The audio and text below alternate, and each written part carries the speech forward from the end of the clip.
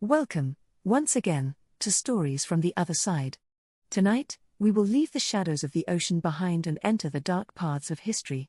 Today we will talk about a figure shrouded in mystery, a person who, they say, was one of the first hunters of creatures of the night in medieval Europe. We are talking about Juan Gil de Cabrera y Perello, the so-called Spanish Van Helsing. If we mention the name Van Helsing, many immediately think of the famous vampire hunter created by Bram Stoker. But few know that, long before that legend took shape, there was a man in Spain whose life was dedicated to facing darkness. Born in the mid-15th century, at a time when the Christian kingdoms of the Iberian Peninsula were in full struggle for the Reconquista, Juan Gil de Cabrera y Perello was a minor nobleman from Majorca, whose life would soon take a sinister turn. But who really was this man? Juan Gil de Cabrera was born into a respectable family, in the context of the Kingdom of Majorca, part of the Crown of Aragon. From a young age, he was known for his education in theology and his military training. But what distinguished Juan Gil were not his battles on the war field, but his fight against the forces of darkness. According to accounts of the time, it was said that he was a man obsessed with the supernatural. During the 15th century, Europe lived immersed in superstition.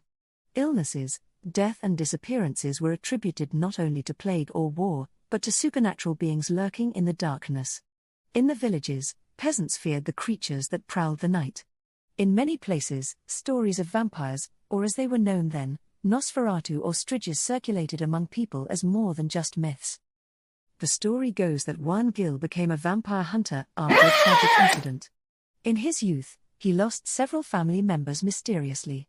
Years later, in the Cabrera family diaries, it is mentioned that the bodies of his loved ones were found in terrifying conditions, pale, bloodless, with marks on their necks. This led him to investigate ancient texts and legends about the undead, creatures that returned to feed on the living. Inspired by his discoveries, Gil de Cabrera traveled through different kingdoms, from Catalonia to the Holy Roman Empire, seeking to learn the methods used to combat these creatures. Unlike the fantastic stories that would come centuries later, Gil de Cabrera used more medieval methods, based on superstitions and popular beliefs of the time.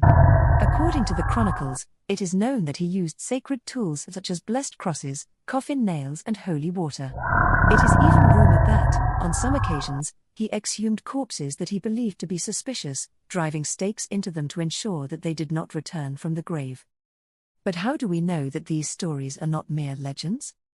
There is evidence of its existence.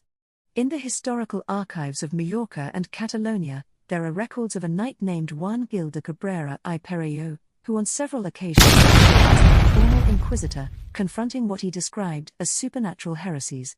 Some letters sent to high-ranking clerics reveal a figure respected in his community, but at the same time feared because of his obsession with the occult. In one of those letters, dated 1481, it is mentioned that Gil de Cabrera had liberated a small town from the influence of what he called a demon that drank blood. But his actions were not well received by everyone. Some sectors of the church considered that Juan Gil's obsessions bordered on heresy. Fear and hatred of the unknown led many to call him crazy. However, his reputation as a hunter of the supernatural only grew over the years. According to legend, on one of his last hunts, Juan Gil de Cabrera faced a particularly powerful creature. Some say he was an ancient vampire who had infested a small town near the Pyrenees Mountains. After days of fighting, Gil de Cabrera is said to have managed to defeat him, but at a terrible price. The story goes that after this confrontation, he deteriorated rapidly, as if the creature had cursed him. He died a short time later, under mysterious circumstances. Some say he was poisoned by those who feared his power. Others claim that the vampire he defeated had left its mark on him, taking him with him to the afterlife. His body was buried in an undisclosed location, to prevent those who believed in his curse from desecrating his grave. But the most disturbing thing is what happened after his death. In the following years, rumors began to circulate of strange disappearances around his grave. Some claim that Gil de Cabrera himself had returned from the grave, transformed into what he feared most.